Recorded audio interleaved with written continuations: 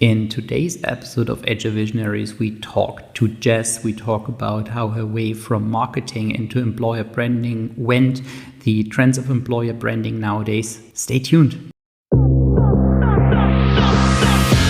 Welcome to HR Visionaries, where we unlock the secrets of modern HR. I'm Benjamin, your host. Join us as we shed light on today's HR universe with HR leaders and innovators from across the globe. Whether you're an HR pro, a business leader, or just curious about the future of work, this is your shortcut to the forefront of HR innovation. Brought to you by Hire, the AI talent attraction platform. Welcome to the latest episode of HR Visionaries. I'm very much looking forward to my guest today, Jess. It's great to have you. Thank you. I'm very excited to chat about some HR visionary stuff. Indeed, so that's what we are here for. Jess, can you tell us a bit about yourself? Who are you? Sure, of course. So my name is Jess Matthewman.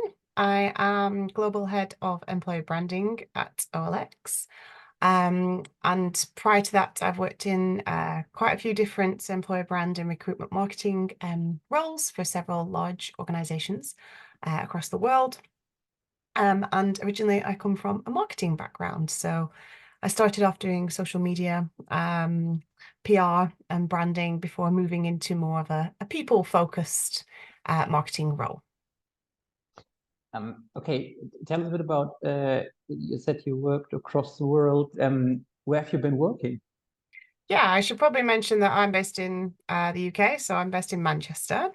But from here, I've mostly worked in global roles. So I have lived in the US and Australia during my time. But yeah, most of my roles have been based in Manchester, but looking after Northern Europe, so the Nordic countries, when I worked for Hilti, which is one of your German brands, you probably know.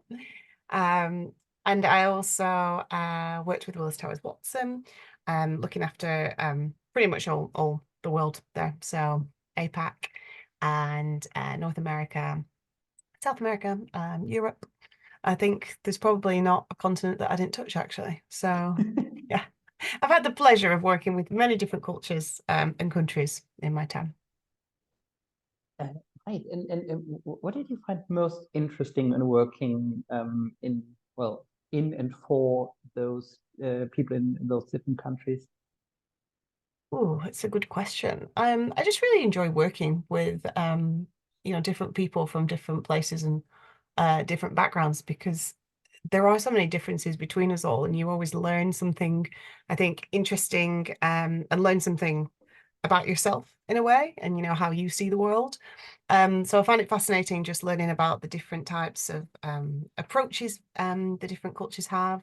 For example, I remember working with some teams in Asia, and they are much more and it's funny for a British person to say this, but in a lot of ways more polite and more reserved, which I always thought, again, that British people were, the extremes of this. But they always manage to kind of share bad news, or even if something is going wrong, they can do it in such a mild mannered, non-confrontational way.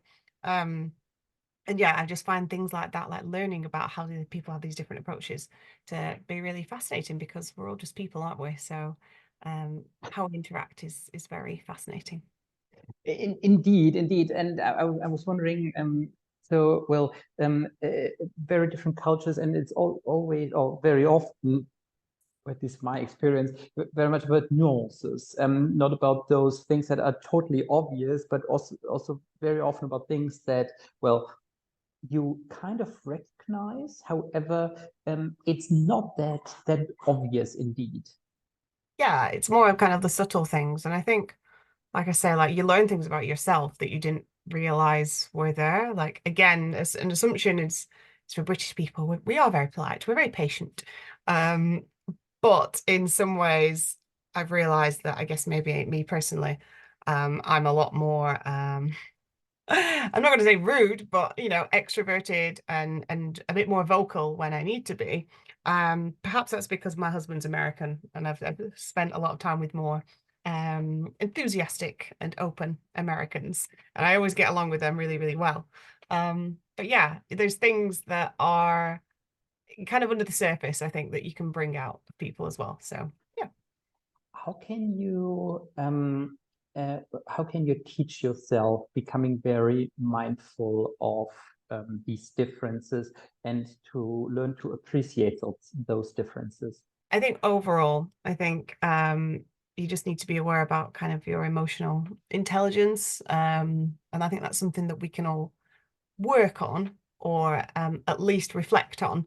You know, how much empathy do I have? How much understanding do I have? And try and improve that a little bit like a muscle, just by like taking a step back and reviewing a situation and thinking about what your automatic reaction is to something, and how that might impact others. And I think the more you do that, the more you become aware of how there might be different approaches or feelings, and have different outcomes. Right? But first, you need to be aware of this. True. Yeah, it's kind of like the unknown unknowns, isn't it? Um, Exactly. And isn't that something many people struggle with to, well, first, well, understand that, well, this is something I need to improve. yeah, I think everyone has blind spots. I think for me, when I've done some leadership training in the past, possibly in, I think it was in the situational leadership training, which I did at Hilti a while back. Um, that kind of spoke about the different kind of levels of emotional intelligence and your different skill set as well. And I think when you look at, you know, your skill set and what your strengths are, and there's lots of different ways of doing it, isn't there? There's like Gartner and different balance profiles, I think, and plum profiles. But when you read that, if it sounds like you, then go and look at something that's opposite, and you can see the different things that might be not sort of missing, but maybe not one of your top traits. So I think that's a good way of looking at it. I think also as well, having people give you feedback, and proper 360 feedback for sure, where people are honest. They don't even have to have constructive criticism in a sense. I don't even think it should be that deep, but they can just sort of say where there are things that you're amazing at, but things that, you know, somebody else might compliment you as part of your role, or it was just your personality type. And this really reminds me actually of my current boss and mentor, Manjuri, who I'm sure won't mind me mentioning her. Um, we've done these kind of profiles recently actually, and we are in some ways two sides of the same coin, but it works really, really nicely together. So Manjuri's got lots of fantastic ideas sometimes, and I am the person to say, can we actually do this? Um, and just understanding that that's how we both think means that we can work together more easily. So I think, yeah, looking at those traits, figuring out what you're good at, what maybe you could be working at, either from these different trainings or from feedback, and then working with people who complement those traits is a good way to go about it. And well, also the 360 feedback is something that I think can be incredibly powerful. However, some people shy away. So, well, nobody really likes to hear any kind of negative feedback, which is, well, not the thing, right? So it's about constructive feedback, not about negativity in the feedback. Of course. And to be honest, though, I think I think a lot of people, myself included, um, don't, like you say, don't like having that kind of feedback. But I mean, I personally, I hate it. I hate anything that isn't like, you are fantastic and we love you. But that is something, again, that I have recognized and that I just need to kind of take with a pinch of salt, and work on this aspect of my personality, so I can go out and actively seek out that feedback, because I think it's never as bad as you think it is going to be. And you have to understand that if something really personally like hurts when people tell you like, oh, so you're not great at this, recognize that it's probably more of a sensitivity that you have to it. Maybe it's bad wording. But it's very unlikely that someone's just going to turn around and say, you are terrible at this, full stop. And there's nothing you can do about it because, that's not true either. Well, it's actually super interesting. We talk about the 360 feedback because I can picture this being also super relevant for employer branding, so the area where you're from. So where well, your employer branding as one of those teams that is very very visible to the public, and therefore, well, you probably get lots of feedback from people in the company, from people outside the company on what you guys actually do. Oh yeah, definitely. It's funny as part of like being an employer branding strategist or just anyone on the team, it's kind of an unwritten part of the job description that yes, you need to be great at content and creating campaigns and strategies and reaching people and all that obvious stuff. But as kind of like a side note that comes with it is that you need to be able to speak to and accept input from so many different stakeholders, like you say, internally and externally. And people will give you the feedback and they will give you suggestions as well. And sometimes they come from the most unusual of places, but that's just because everybody knows you and sees you as a team. Um, and to be successful, you really have to be a completely open and accessible team, I think, as well. So almost all the organization knows who you are and know that they can input into this employer brand as well, because ultimately it shouldn't be us just deciding what our employer brand is, really. So yeah, and that can count for external as well, because it's people's perceptions. So their feedback, whatever it is true. Um, okay, well, that's indeed a very strong statement. How do you deal with the feedback when it comes to campaigns, when it comes to stuff you do publicly, given well, probably lots of lots of work has gone into it, well, lots of passion has gone into it.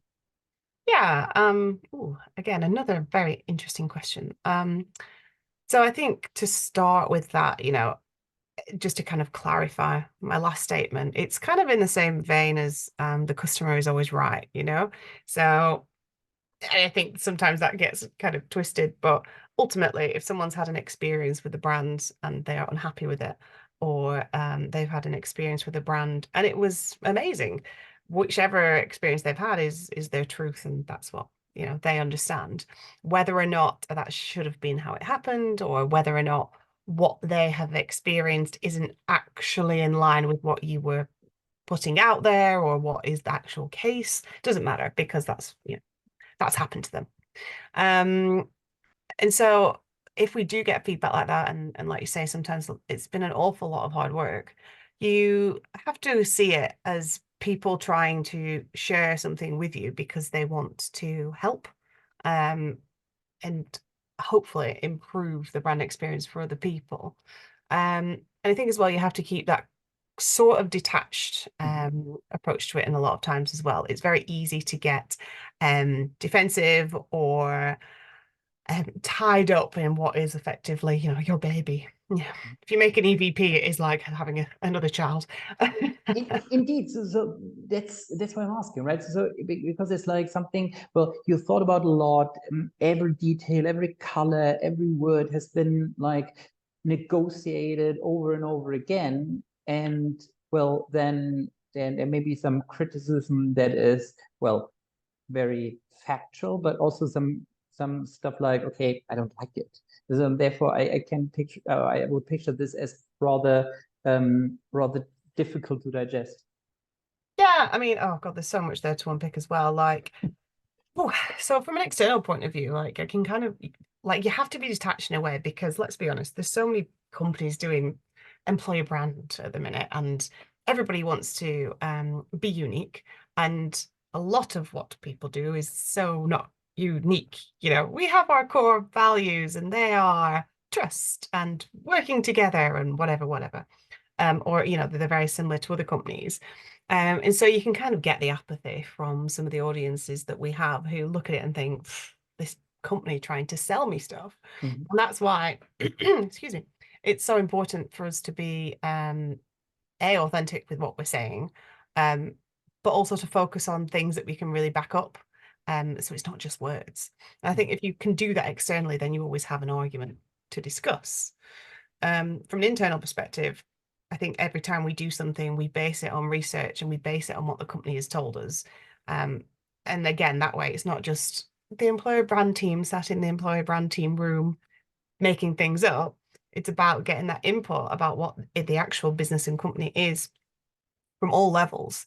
And so then if someone does come back and say, I don't agree, or I don't like it, or this isn't true, you can either say, well, it is true because 87% of people agreed with the statement. Or you can say, well, that's fine. We're never going to please everybody. But I hope there are elements that you do like. And yeah, it's just something to keep in mind and for next time. Um, you just mentioned well, developing EVP, developing campaigns in employer branding, being very numbers driven. Can you well, first of all, tell us a bit about, well, your journey in employer branding and why you like the field? Oh yeah, definitely. So like I said, I came from a marketing background, marketing agency, working across mostly social media, like before it was cool. So when it was just starting off. And so that was fun and I learned an awful lot there and got into, it was like you basically do all the things, with social media, you can make a graphic, you can build a website, it's all the same. So that was a super learning experience. And from that, I worked with a lot of different companies, a lot of different products, mainly B2B, but some really big consumer brands actually. And when I went to Hilti, I was asked to help with some social media for recruitment marketing. And when I was doing that, I was like, hey, this is great. We can talk to people about things that really matter to them. Like it's awesome selling things to consumers and certain products, but I think I'm just much more of a people person. I like the psychology of people's choices when it comes to their own lives. And from the campaign that we did at Hilti, we saw a real, definite impact in.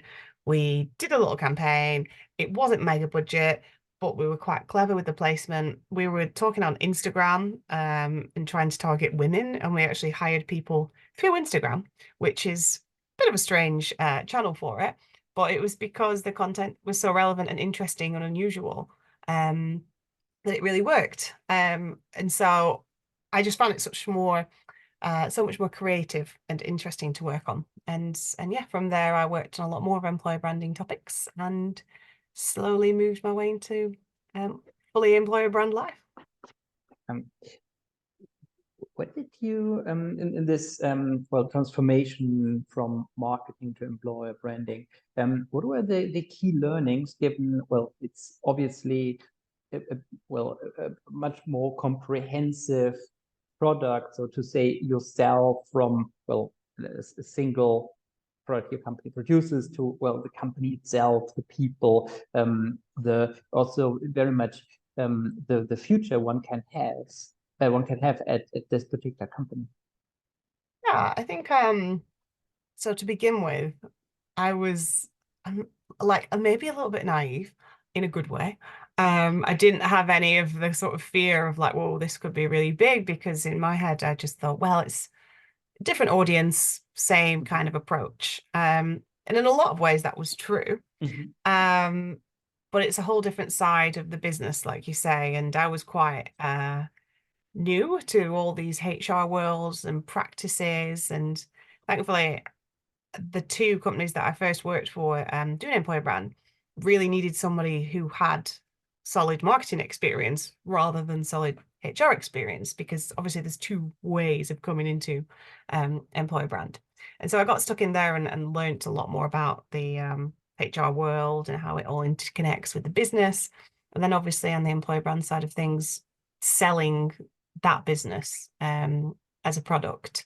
But I think overall it is kind of similar. Like when you are doing your product marketing or selling items or a service, you still have to be an expert in what you're talking about and the process. So it is the kind of same approach, just with different stakeholders.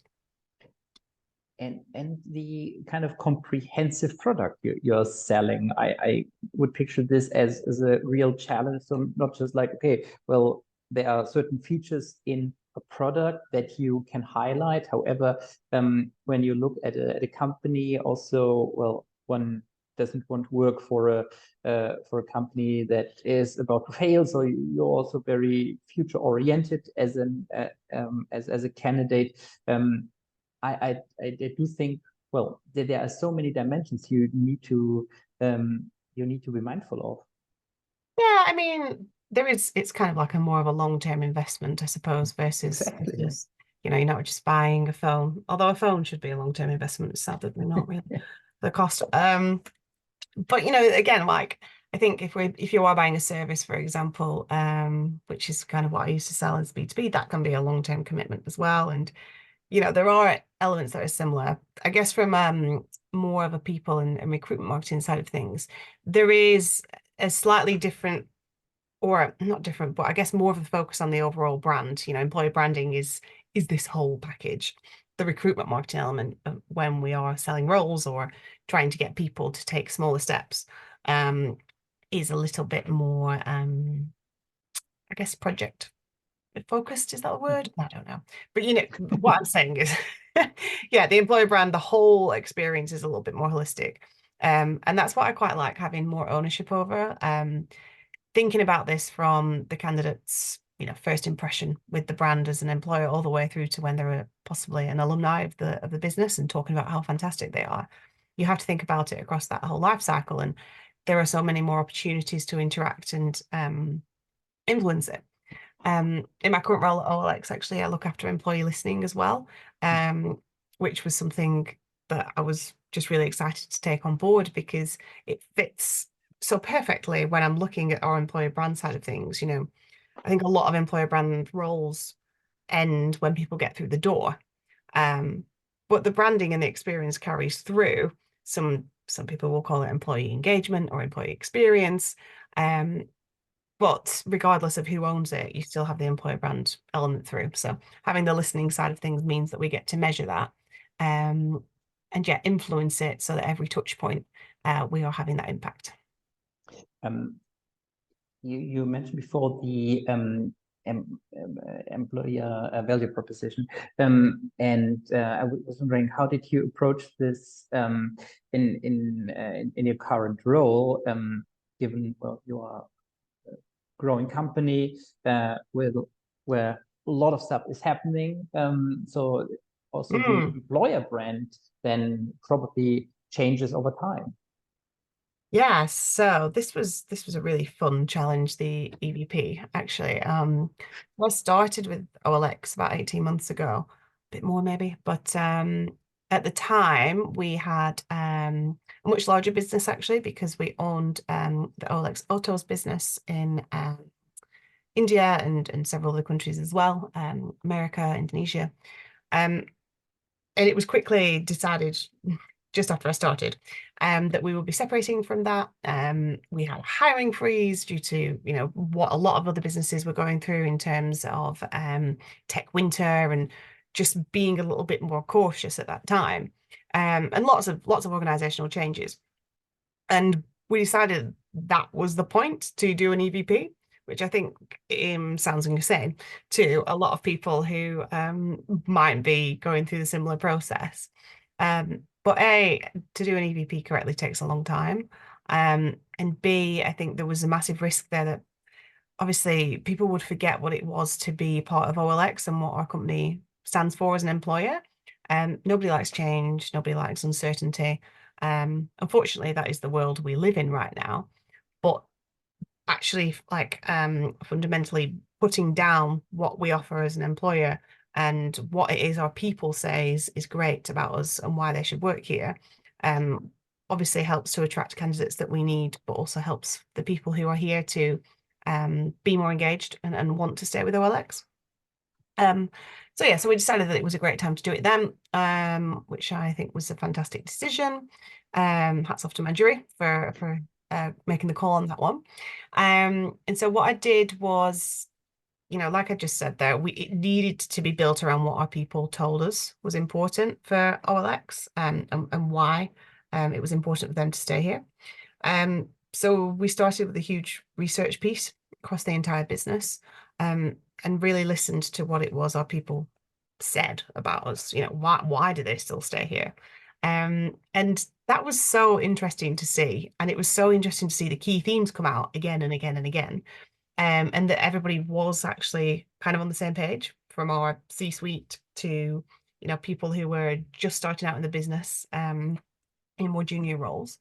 And that's what we use basically to create the EVP. I know I keep coming back to this, but it's not about what I go and sit in a room and do the marketing, and write down the words and get ChatGPT to come up with something pretty. Yeah, so, and that was really important in the whole process. And yeah, I've forgotten the question now actually, but I'm just rambling about EVP. Well, yeah, well, you answered perfectly, and I was wondering. So you mentioned you were in close discussions with actual employees to find out their values. How did you conduct this? So did you conduct a survey? How did you design the questions? How did you approach this? Yeah, so we worked with an agency called Tonic, who are fabulous. And it just made much more sense to do this because they were able to conduct focus groups, in a faster and bigger scale than we could with our smaller internal team. But as kind of outsiders, it was easier for them to come in and sit and let people speak more freely and neutrally. So we had focus groups across the business, in every country that OLX is present in, and with every business unit. And we also had interviews with 12 of our most senior stakeholders. And we also had the results of our employee listening survey, of course, which everybody has a chance to input into. So literally everybody had an opportunity to input into the EVP. And yeah, there was a lot of dissecting of all the comments. Again, it would have been great if ChatGPT was around back then to help summarize some of them, but I think it hadn't blown up by that point. But no, it was more of a manual job, and we had so much data, and it was great to be able to use that and then come up with something that's all kind of melded together. How did you design the questions, given, well, that is, of course, one of the main challenges, I guess. So in terms of the questions, we sat with Tonic and went through a list of which questions we thought would be important to answer. But they used that as a guide, really, for the discussion, because they wanted our employees to really lead the chat. I think they had maybe half an hour with them.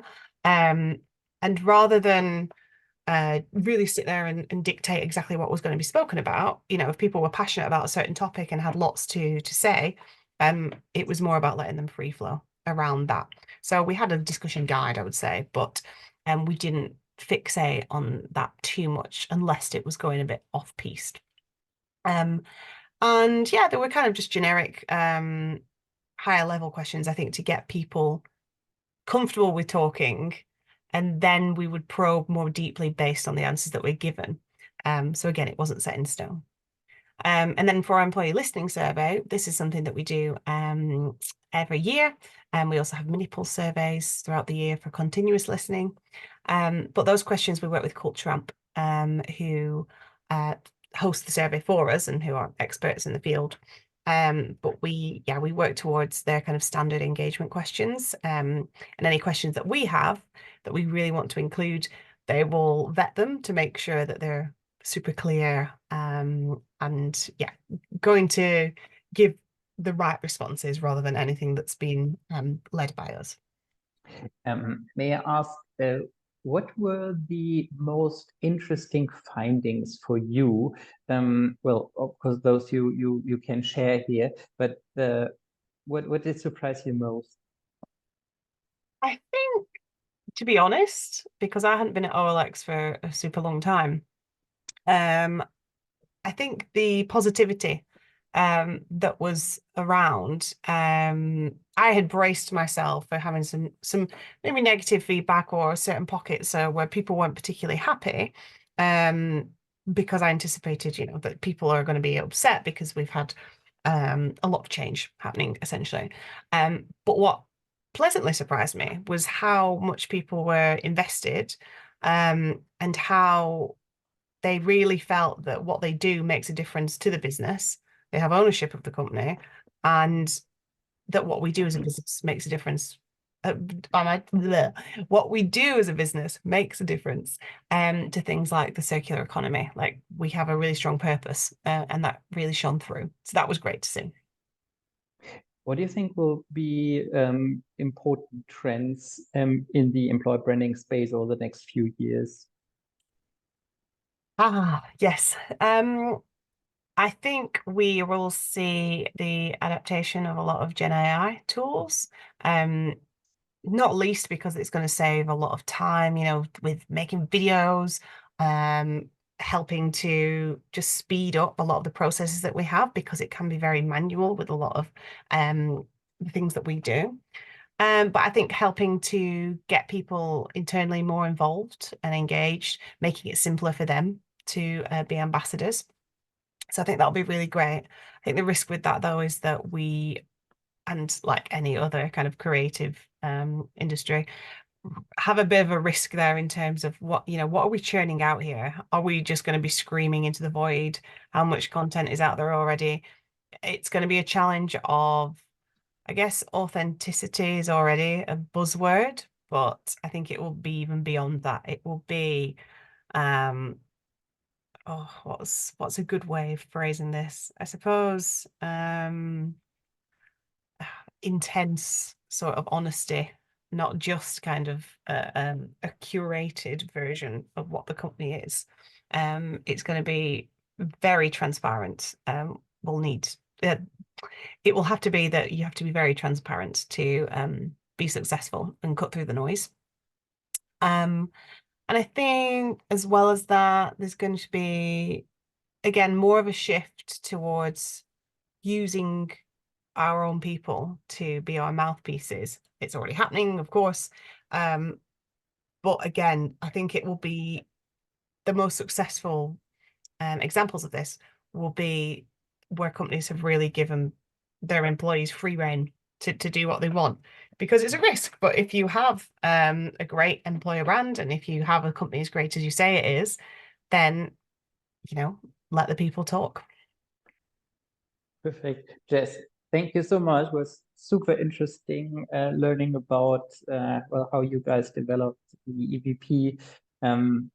Thank you so much. It was great talking to you.